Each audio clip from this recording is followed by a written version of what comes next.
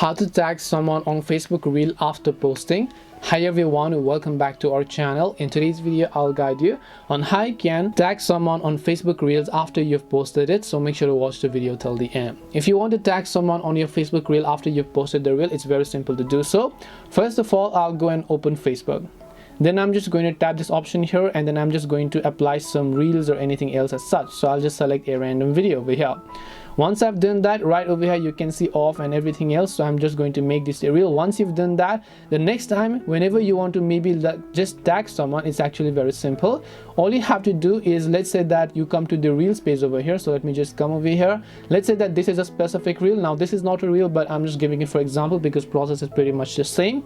Tap the three dots option, click on edit reels or edit post option of that reel. When you do that, the reel is going to get popped up over here, where you have to just select this little option over here that you can see, which is the plus option.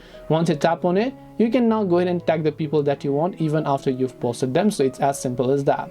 This way you can tag someone on your Facebook Reel even after posting it. Hope this video was very helpful. If you have got any questions, then feel free to leave them down. Thank you for watching and see you soon in the next video.